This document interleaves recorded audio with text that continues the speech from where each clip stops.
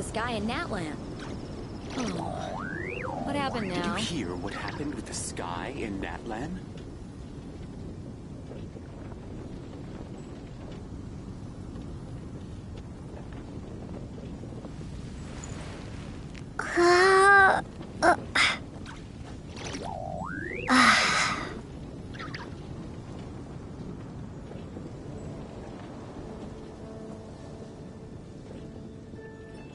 Did you hear what happened with the sky in Natlan? Oh. What happened now?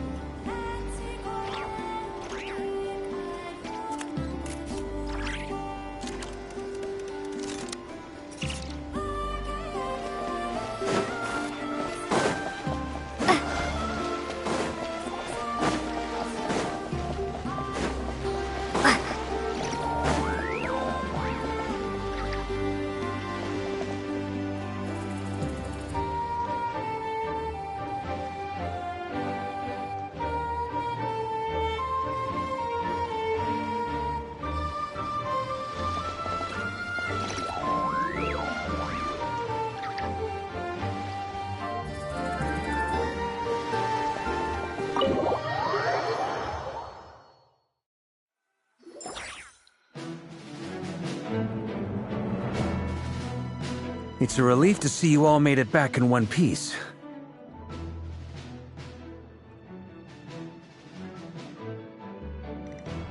Huh? Feels like there's quite a few people missing. Where's Flint's and the others? And what about Nefer? I returned ahead of them. Flint is helping Aino and Anefa to set up the decoys and buy us some time. As for Miss Nefer...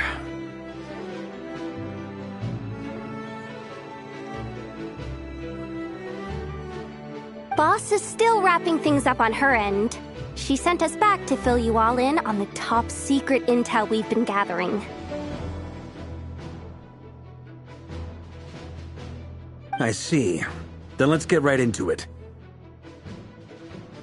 But first, who do we have here? You brought someone else in to help?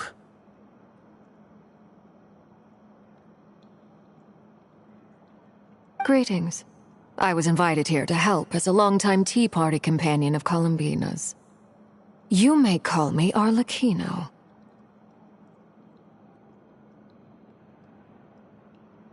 Surely it can't be.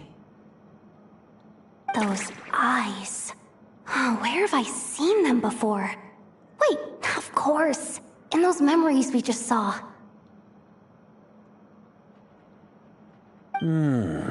The only Arlecchino I know is the fourth of the Fatui Harbingers. So either you share a pretty uncommon name, or you're more than just a Tea Party buddy.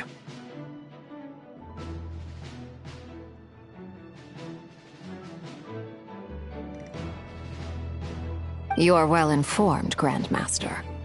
A man from Mondstadt living all the way out here in Nodcry, and yet the people and affairs of Snezhnaya seem to hold a special place in your heart.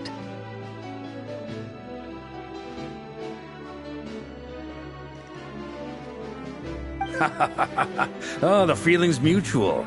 Sounds like you know all about who I am, too. A Fatui Harbinger.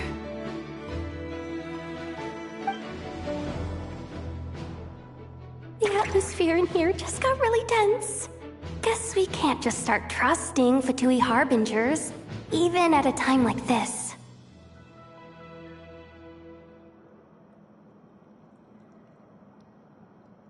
I must admit, though, I'm a little curious. Seeing as the moon goddess no longer belongs to the Fatui, what makes you so willing to put your neck on the line here?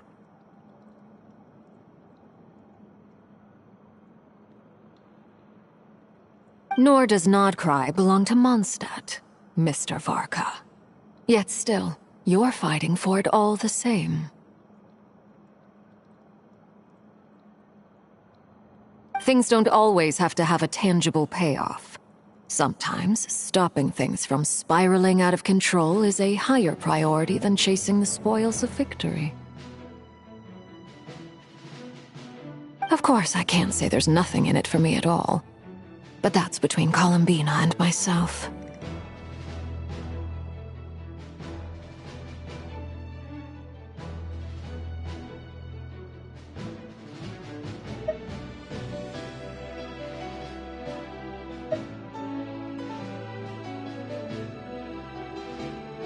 Forgive me. I don't mean to doubt you. It's just that the Fatui really have been the source of many of our troubles. We have our own way of doing things here in Nodcry. But ever since they arrived, the Fatui have treated us with nothing but hostility. I know there's been a lot of bad blood between us in the past. I've done my utmost to avoid friction whenever I could. But sometimes fundamental conflicts of interest simply can't be settled amicably.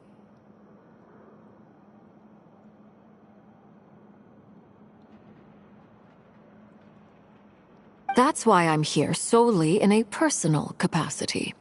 This has nothing to do with the Fatui. As a gesture of good faith, I'll be frank.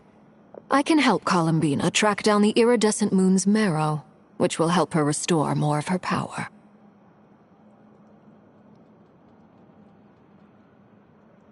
Anyway, what else is on the agenda? Let's begin. She says she'll be frank, then completely skips over the details. Looks like she doesn't want to give away too many secrets after all. But she clearly wants to change the subject. It'd be awkward if I tried to bring it up again now. I guess we'll just have to go along with it. She's the fourth of the Fatui Harbingers after all. One look and you can tell she's not someone you'd want to mess with.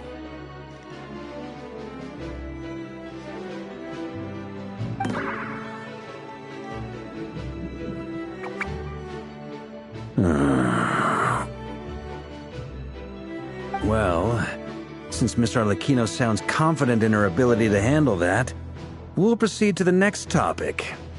Yehoda, time to share that top-secret intel. Alright, listen up everyone.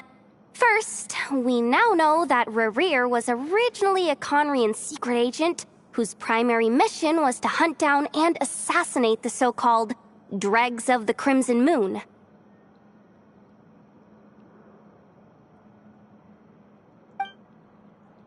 The Dregs of the Crimson Moon? In the memories, there was a lot of talk about the Crimson Moon and Eclipse, and a whole bunch of other stuff from the time of Conria.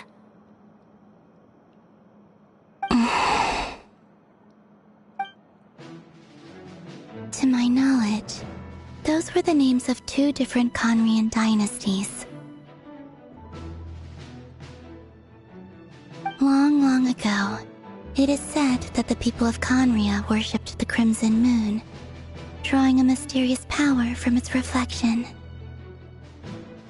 But one day, a coup saw the Crimson Moon eclipsed, hence the name of the new dynasty that replaced it, and how it became the new emblem of Conria.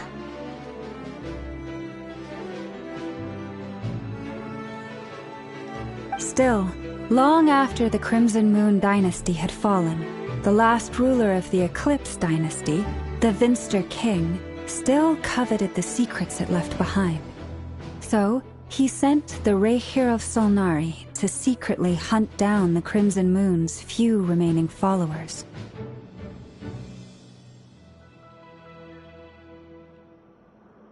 In those days, Rerir showed no signs of madness. In fact, he was as normal as any other person. Oh, and he had a fiancé, or at least a would-be fiancé, called Tholindis.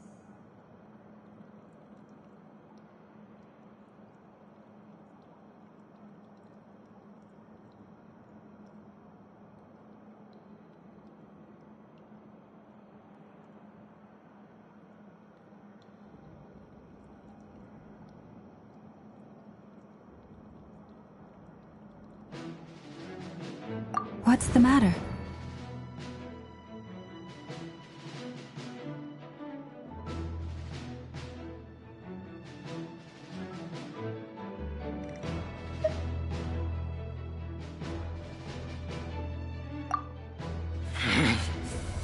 Verfnir, Freundaughter, Flinders.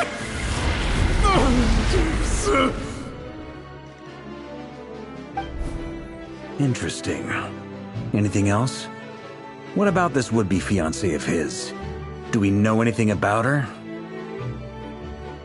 Well, she was a researcher at the Universitas Magistrorum, but it felt like she was hiding some kind of secret.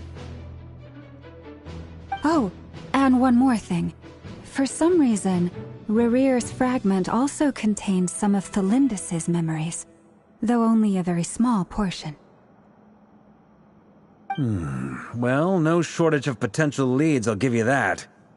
In any case, it sounds like we can conclude that while Tholindis was still around, Rerir appeared to be lucid and quite normal.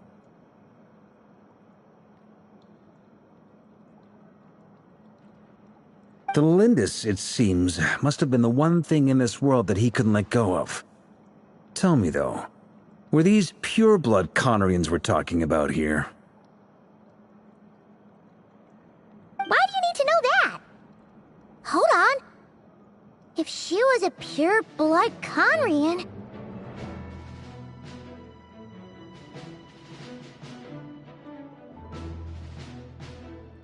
Oh yeah! Just like how it was with the captain! If we could somehow find her, do you think there's any chance Rerir might regain some of his sanity? It's possible, but it would take a miracle. We can't pin all our hopes on that. That merchant who never knows, Dori Sangama Bay. Maybe we could hire her to look into it. All right, then. Let's keep working in our separate teams. Traveler, Paimon, Kutar, and Miss Arlecchino will go look for the iridescent moon's marrow. As for the others... On the way over here, I noticed that the wild hunt monsters had grown even more frenzied in their search for Kutar. At this rate, the people living here will be in grave danger too. So I'm thinking of gathering together some of our followers to go wipe them out. I'll head back to the curatorium and meet up with the boss. Feels good knowing we've all got something to be getting on with. Given that the Wild Hunt has been a lot more active lately, the Lightkeepers have likely begun their own operations too. If that is the case, someone will need to pass the news on to Flint's.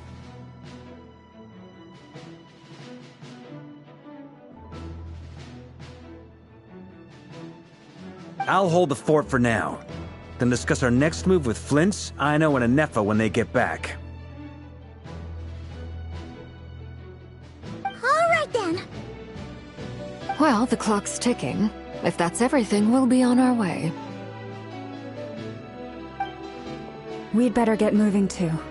We'll try to buy you as much time as we can.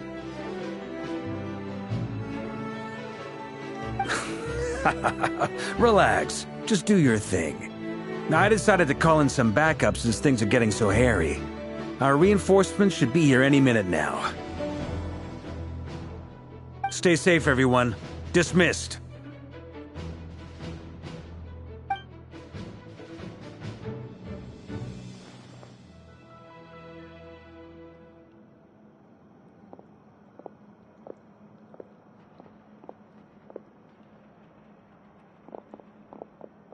we're back.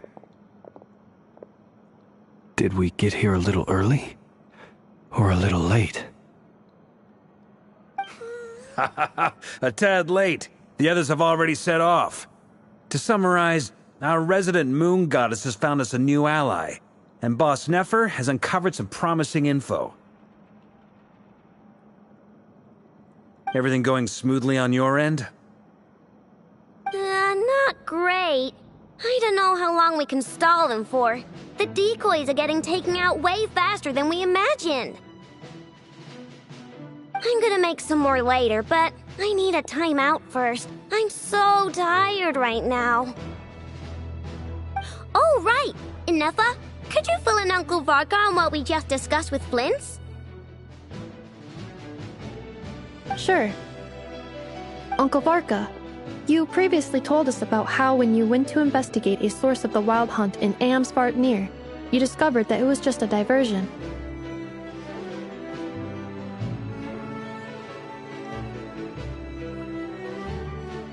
But according to Flints' intel, several outbreaks of the wild hunt had already occurred in Nodcry in the period leading up to that. That was before Rerir had regained his body, when he was far from regaining his full strength. In other words, in theory at least, he still lacked the means to act in two places at once.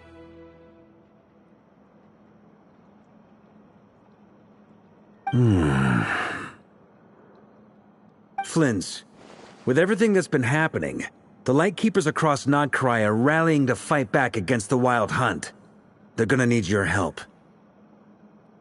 I know, I'm sure you're capable of coming up with something far more effective than decoys. But for now, you should stay here and get some rest. Inefa and I will head back over to Amsvartnir to see if there's anything I missed. I told you Uncle Varka would say that, didn't I? A deal is a deal. Not a word about my snack intake for the next week. Database updated. Reliability of Aino's predictions increased. What does that mean? They were betting on how you'd respond after hearing their intel. It's the obvious choice, isn't it? That's hardly worth betting on. We already decided that Inefa should go investigate the situation over at Amsvartnir on her own. You might as well stay here and keep watch. Someone needs to hang back and oversee our strategy meetings. And besides, you still haven't fully recovered from ambushing Rerir. So I've ended up with the easiest assignment. Well, I appreciate it, everyone. See you when you get back.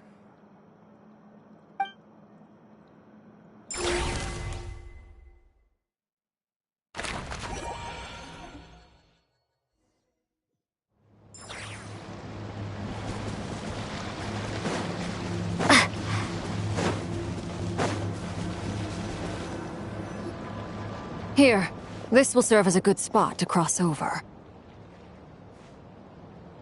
Arlecchino, hold up a second. Since you brought us all this way, would you mind telling us what you've got planned? We still haven't got the slightest idea what's going on here. And if even Columbina doesn't know where the iridescent moon's marrow is, how do you?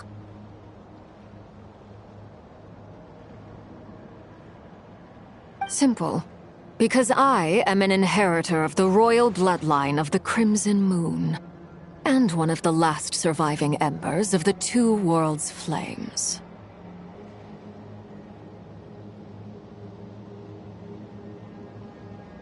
Huh?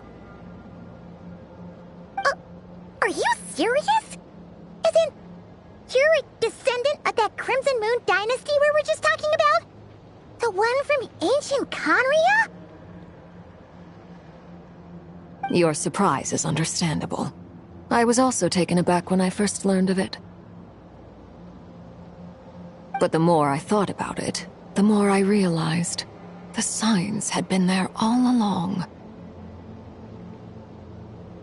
When I was young, I discovered I could wield a very special kind of fire. It coursed like blood through my veins and smoldered away inside my nerves. What's more, whenever I experienced strong bursts of emotion or drew too deeply on this power, it was like some kind of presence within the fire would begin to gnaw away at me, consuming me from the inside out.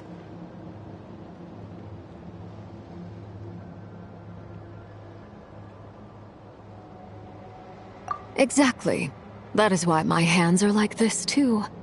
At first, I saw it only as a curse, but once I became a harbinger, the jester apprised me of the truth. Together with my own investigations, over the past few years, there are several things that I have gradually come to understand. For instance, take the so-called Crimson Moon. In truth, it is nothing more than the shattered remnants of the iridescent moon, fused with the abyss to prolong its lifespan.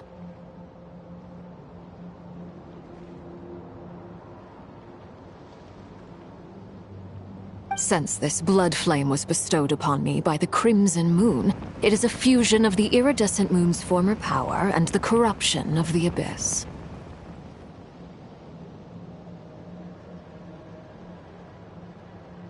You all understand the nature of the abyss well enough. I draw upon its power, and in return, it hungers for my soul. This strange blackness is the mark of corruption it has left behind. If I recall correctly, you once told me that if the corruption ever made it to your heart, you'd become a completely different person. Yes. And that's the reason I'm always careful not to push my power too far. It's essentially a never-ending tug of war.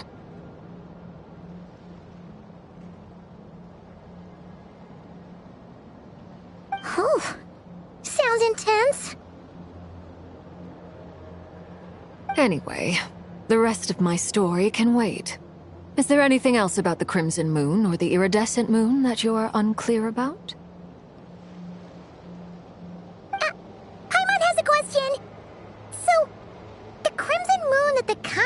Used to worship was actually the iridescent moon, right? Which was one of the three moon sisters. Does that mean that the Karians were to the Crimson Moon as the Frost Moon Scions are to the Frost Moon? So much of that history has been lost. We have no way of knowing exactly what they were like. But I would suspect that the Conrians weren't as devout in their moon worship as it might appear. The iridescent moon's remains simply served as their link to the abyss.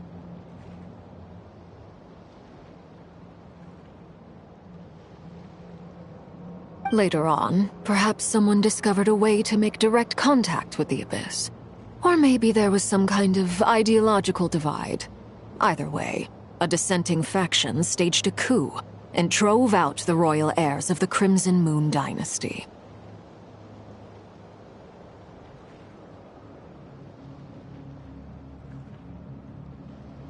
Still, even with the dark sun looming high overhead, the Crimson Moon's glow never truly faded.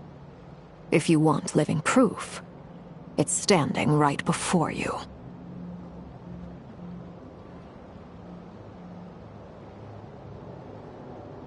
The first time we met, I sensed something familiar in your presence.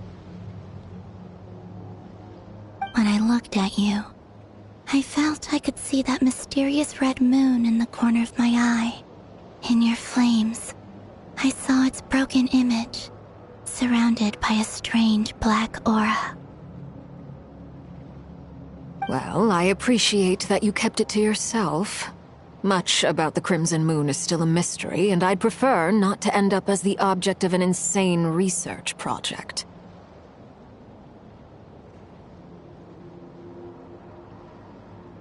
Anyway, time is against us here, so if there's any other questions, they'll have to wait. I just want to make sure I've got one thing straight. In her letter, Sandrone mentioned that since you are unable to contain the iridescent moon's marrow yourself, you intend to leave it in my custody. Correct?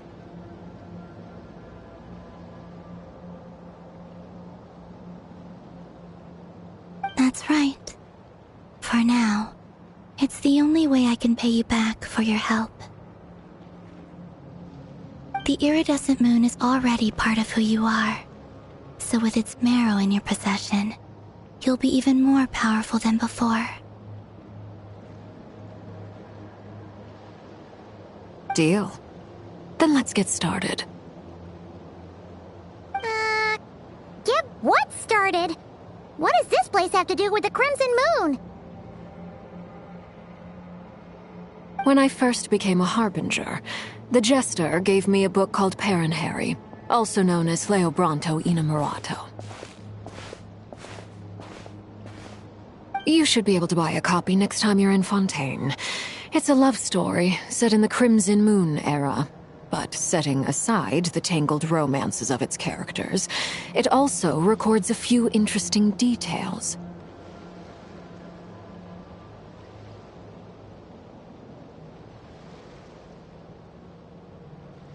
In the Crimson Moon era, or so the story goes, there was an orphanage that received children from beyond the bounds of this world, and subjected them to a peculiar induction ceremony.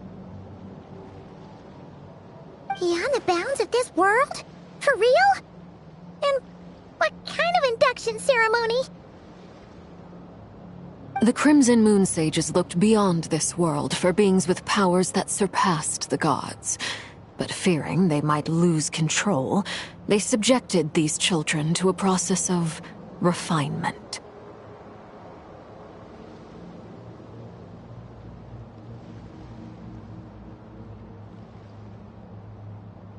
They made these children crawl up a fireplace and kept asking them, "Have you died?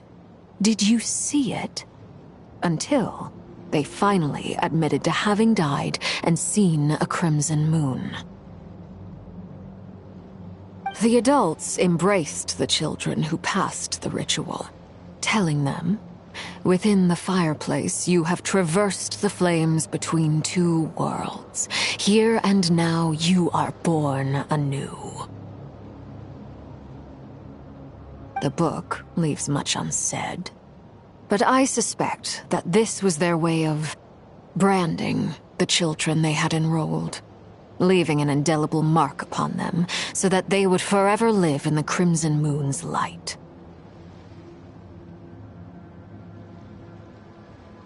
That explains why I can't sense the Crimson Moon's marrow in this world.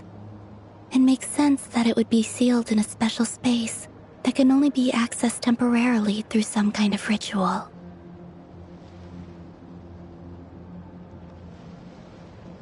But there's no fireplace here. Do you see a chimney anywhere? Oh, are we supposed to build it ourselves? Okay, fine. Paimon will go find some bricks.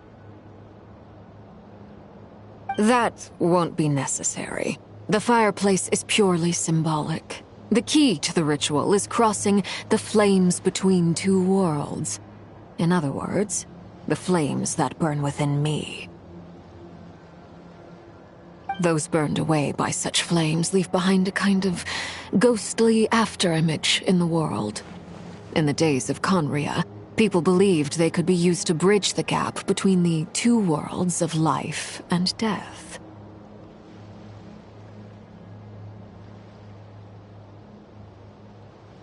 In short, I can open a passage to that space for you. That's the easy part. The catch is I'll need to stay on this side to keep the passage open, so I won't be able to come with you. Once you're inside, you'll have to find your own way.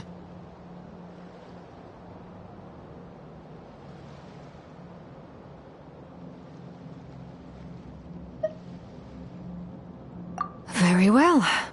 Then I'll open it up. Traveler, Spare me a little more moonlight if you would. I may need it.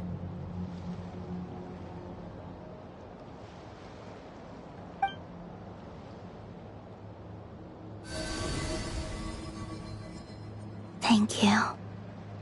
I feel like I've recovered some of my strength now. It should be enough to move us across short distances and confront whatever dangers might await.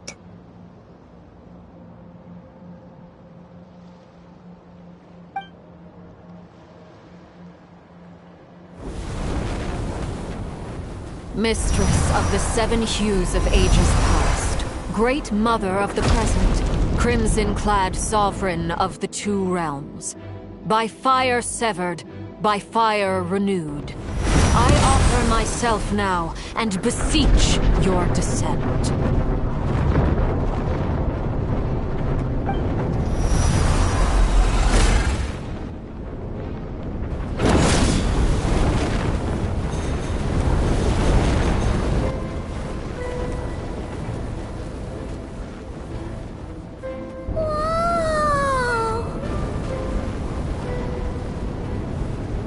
One word of advice. As you're crossing over, no matter what voices you hear, do not answer. Got it! I sense a sinister gloom inside, but also the familiar light of the moon.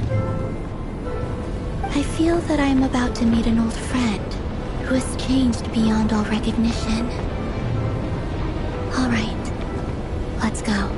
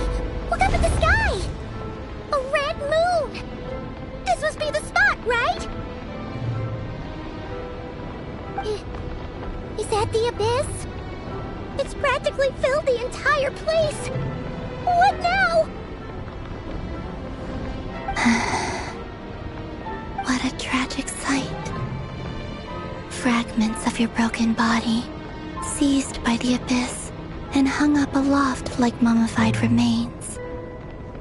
Iridescent moon, was this truly what you wished for?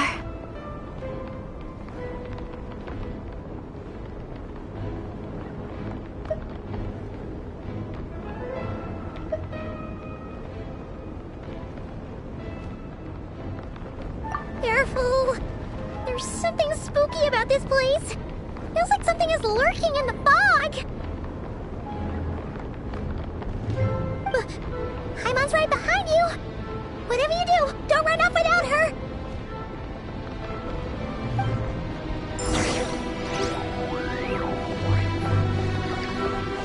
By the way, Kalambina, didn't you tell us that the iridescent moon had shattered into pieces? The moon up there looks pretty cold, Paimon. How is that possible?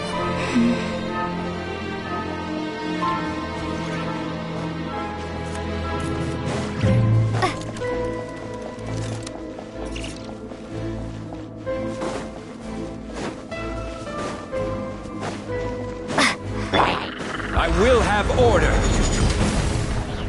Stabilize. Take flight! Yeah!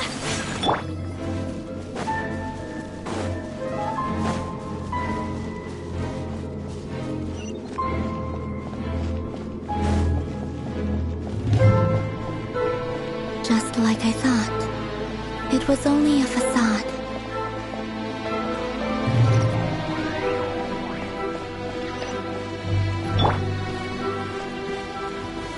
Solidify! Headbutt! Oof!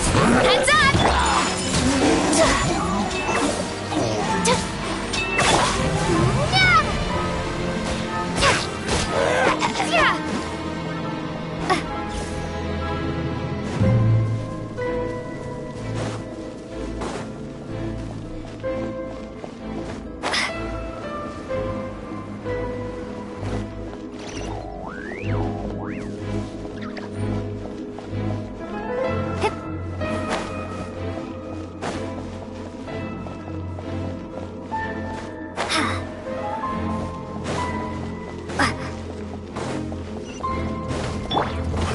This is order. Stabilize. The antenna! Grant me strength! Whirling snow! Sakura swirl! Water jet!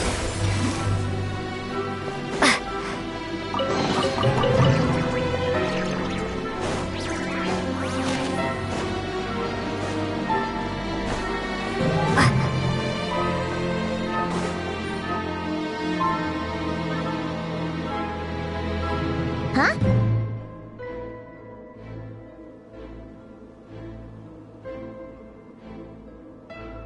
Huh? For real? That's way too high! There's no way we'll be able to reach it! No. I'm not sensing anything up there. It's coming from under the mountain. Let's see... Ah! There's some kind of weird shadow over the water! Wait, see that? Looks like a mechanism of some sort! Let's check it out!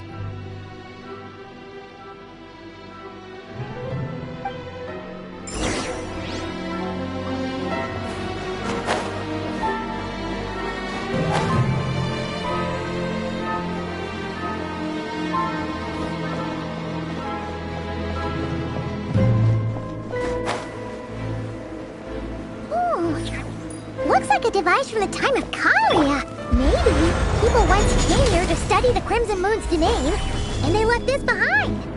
Oh, if we can activate it, we might find some clues.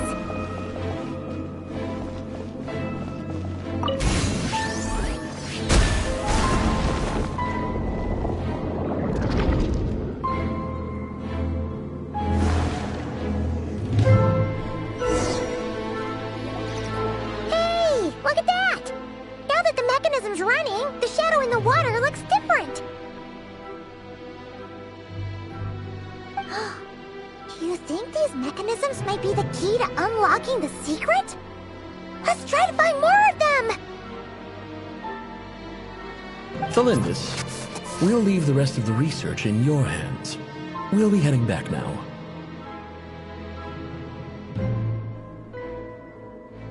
I hope this isn't ruining date night. Ugh. Mind your own business. Just leave me some snacks on the table. Thalindis? Is that Rear's girlfriend? How come we're hearing her voice here?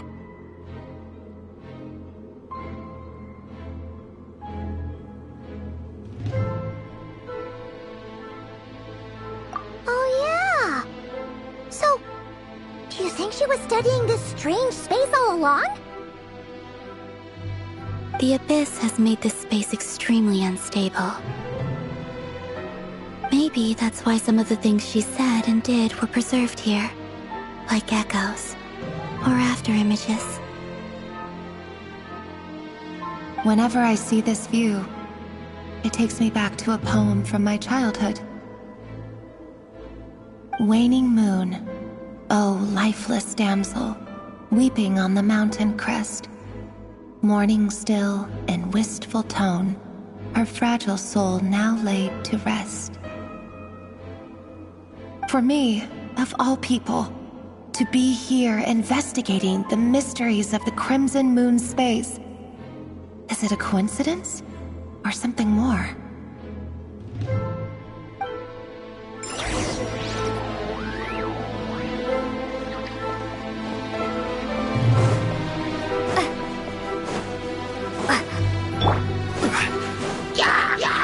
Solidified! Headbutt! Yeah! Zero incoming!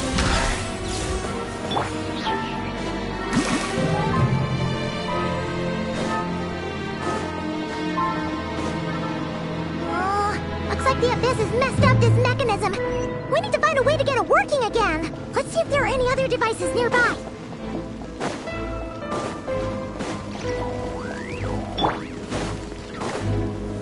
Stabilize!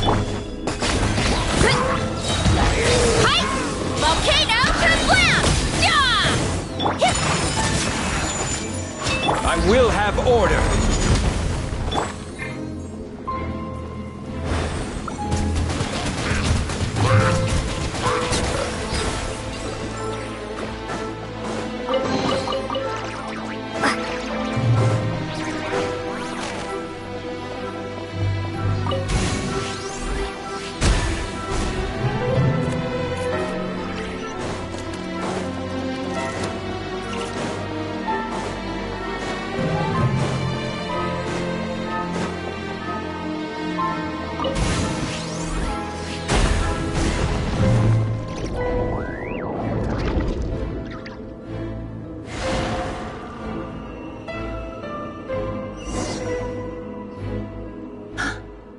See. So the moon marrow, or rather the power of the 3 moons, is the key to unlocking... If it really does exist, then maybe this madness can finally be put to an end.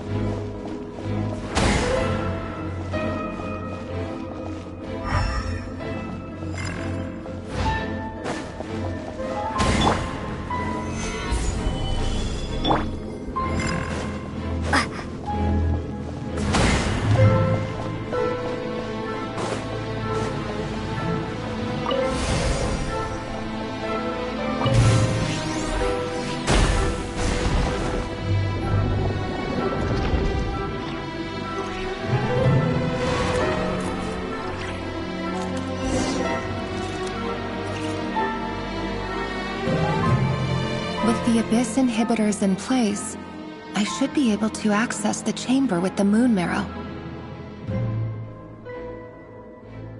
Oh, Rerir, with every step you take, you're drifting further from what you truly desire. But you're not the root of the problem. Ever since that outsider set foot in Conria, the Vinster King has sunken deeper into madness.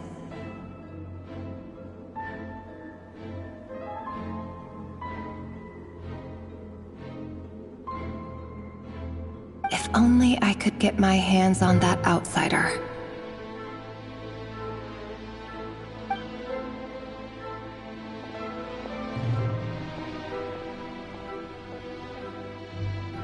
Hey look! The moon's reflection is back to normal! Melindis' voice mentioned a chamber with the moon marrow. Do you think maybe it's hidden in the moon's reflection?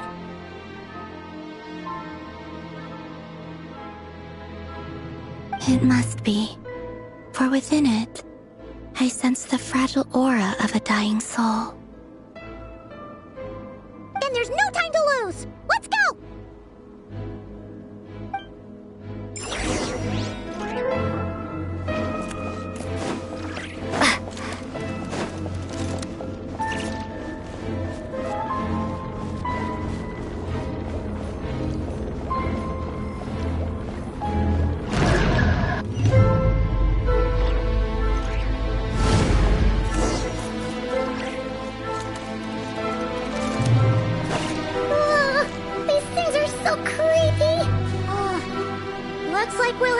destroy them if we want to get to the iridescent moon's marrow.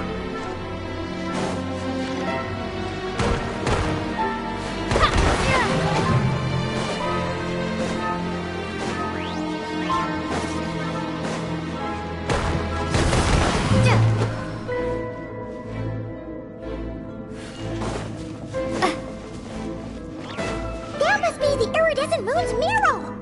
Oh, we'll need to destroy these things before we can reach it.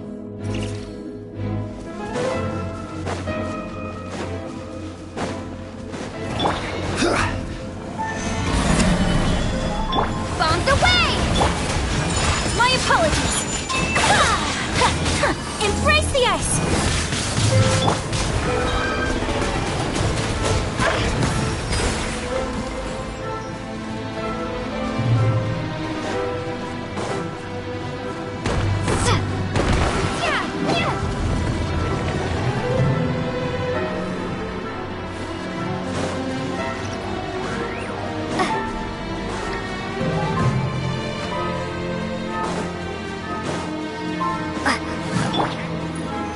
Solidified!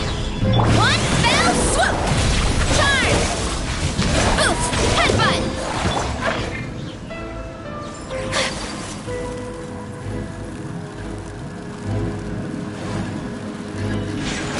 Whirling snow! Yeah! Order guide you!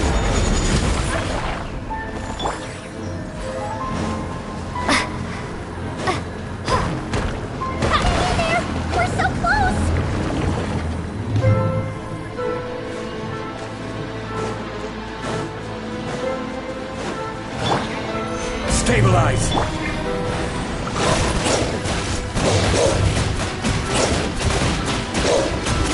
Water jet! My apologies! Boot! It's justice o'clock! Yeah!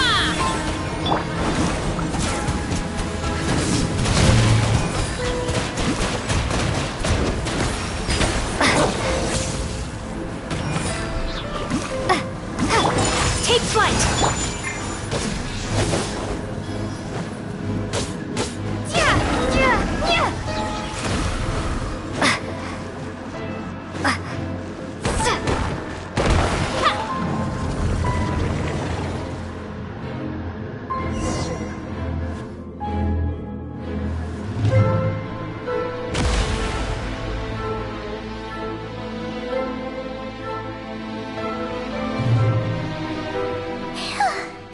We finally did it!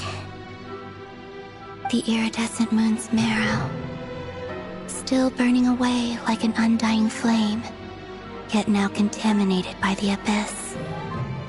It has taken on a new form entirely. If we can purify the abyssal power within, we should be able to obtain its untainted essence.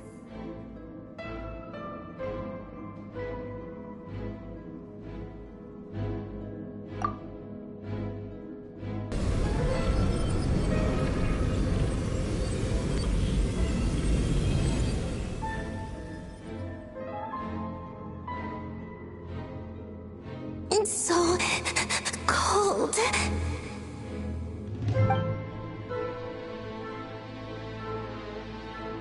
Is it you? Are you here? Huh? Are you talking to us? At long last, I can see you once more. Our fates have crossed, and I am finally free. I'm sorry, I lied to you. Even knowing what was to come, I still couldn't let go of the fear in my heart as death drew near.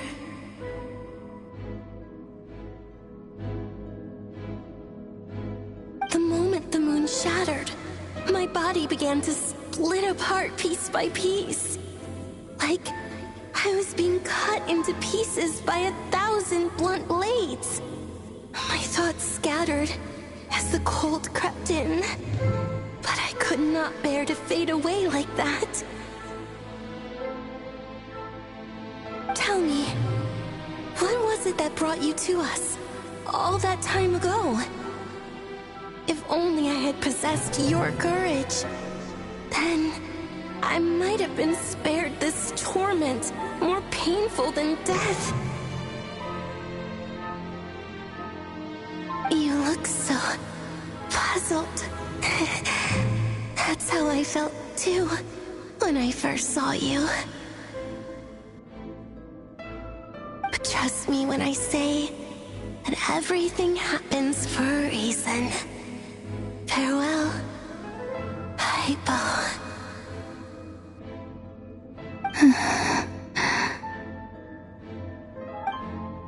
What was that all about? Was that the goddess of the iridescent moon? Oh. It sounded like she was speaking to a long-lost friend. But none of us have ever met her before, right? Perhaps. She took me for the goddess of the frost moon she once knew.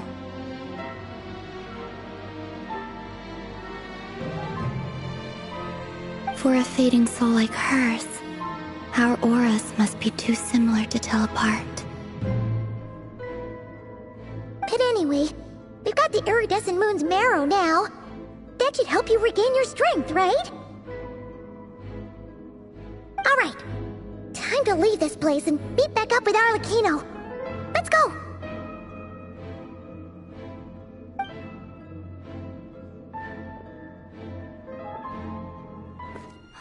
That's odd. This place looks different than when we came in. Waning moon, huh? oh lifeless damsel. Oh.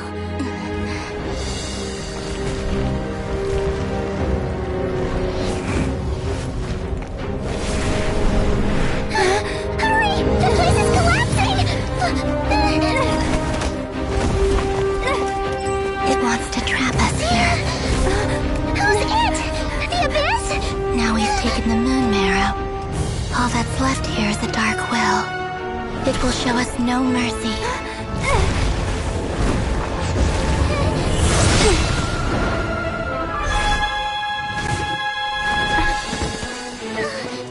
Give it back! The crimson moons! My marrow! My heart!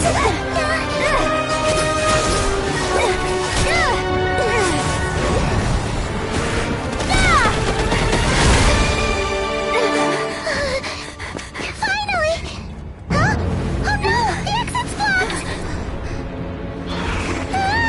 They're back! Now what do we do? This is where you fall. Witness my rise. Hey, What are you waiting for?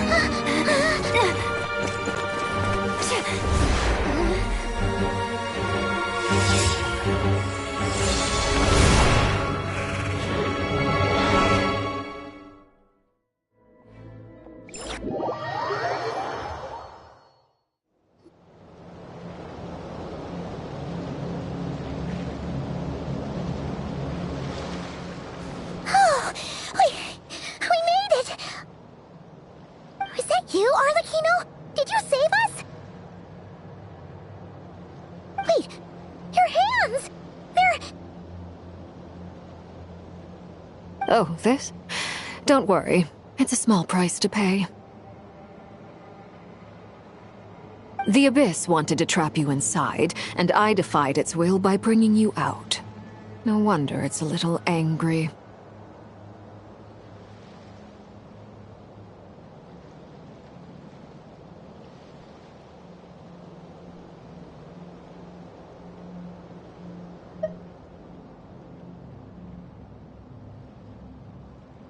No. I have paid the price, albeit a small one, and it cannot be undone. My hands have already fused with the Abyss. Purification would simply destroy whatever's left of them.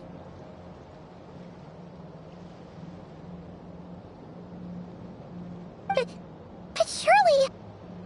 Oh, we're so sorry, Arlecchino. Paimon can't believe you'd make a sacrifice like this for us.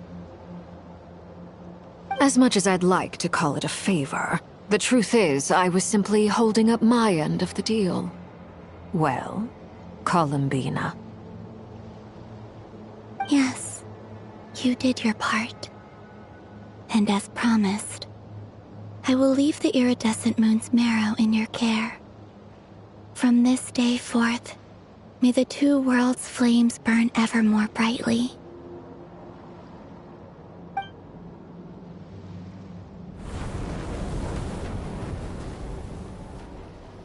I'll take that as a blessing. Now, Columbina, give me your hand. Accept this moonlight I offer in return.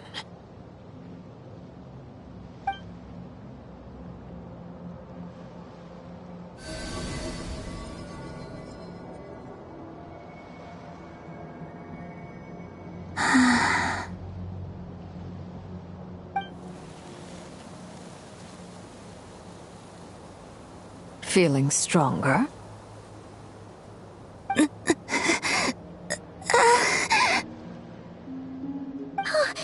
Columbina! Are you okay? I'm fine. Our powers are a little at odds, that's all. By the Frost Moon's authority alone, wielding the power of the other moons was always going to be a stretch.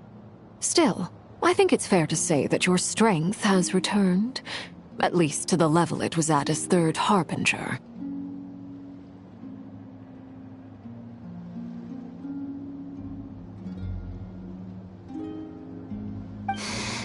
It's still not enough. There's no way I can hope to challenge Rayrier like this. Just one more ray of moonlight, if you would.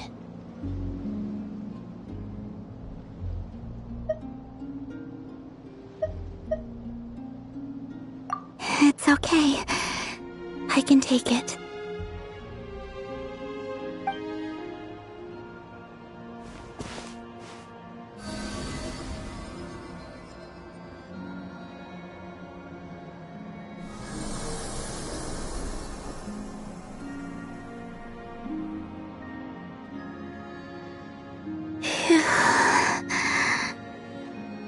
How about now? Fighting fit? At the very least, I won't have to stay hidden like before. I want to see him gone from Not Cry.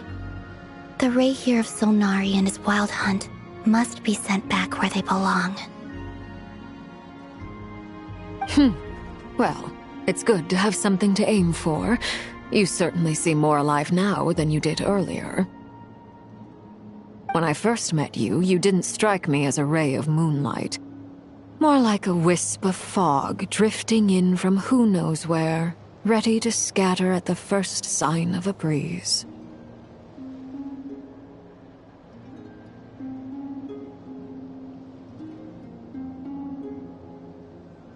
But now, you're full of vitality. Just like the Frost Moon, once the brightest of them all. May you keep shining, Columbina. This is who you are. Thank you. Look after yourself too, Arlecchino. I know you have plans of your own, and that's why you're always seeking to grow stronger. But whatever you're after, don't let the Abyss take a hold of you. I do not wish to see you go down the same path as Rayrier. I appreciate the concern, Columbina.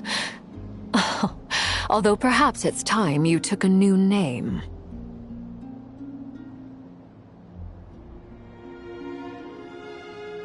A new name? Kutar, the Moon Maiden, Columbina, they're nothing more than code names. They describe who she is and the roles she's played, but they're not her real name. We often use code names in the House of the Hearth, too. But it's knowing your real name that keeps you grounded. Up till now, you've been living a wandering life, so you've probably never really cared.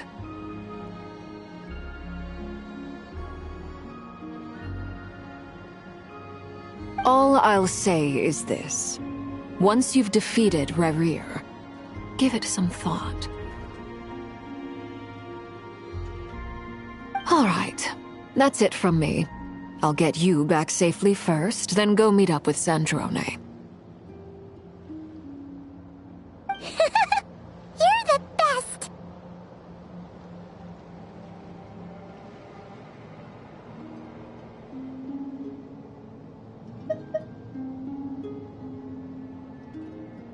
I appreciate the gesture. It speaks to your good character. Anyway, let's get going. There are more urgent things to do right now than trade compliments.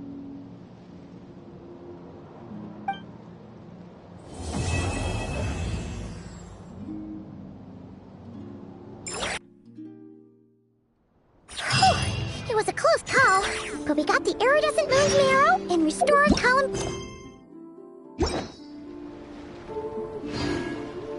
In other words, mission accomplished.